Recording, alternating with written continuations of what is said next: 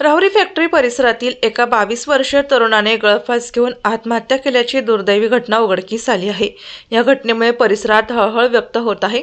मिळालेल्या माहितीनुसार रोहित सोमनाथ बनसोडे वय वर्ष 22 राहणार प्रसादनगर राहुरी फॅक्टरी हा तरुण मंगळवार रात्रीपासून घरातून बेपत्ता होता।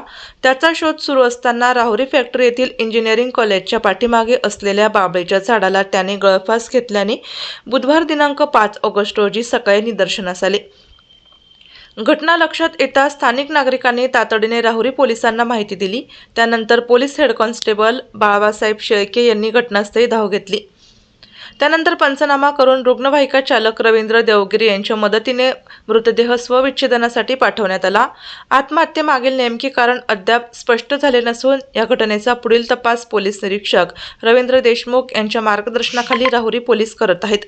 रोहित बनसोडे हा घरातला एकुलता एक मुलगा होता। त्याच्या पश्चात आई वडील 2 बहिणी असा परिवार असून या घटनेमुळे राहुरी फॅक्टरी परिसरात शोककळा पसरली असून रोहितच्या निधनाबद्दल सर्वत्र हळहळ व्यक्त केली जात आहे।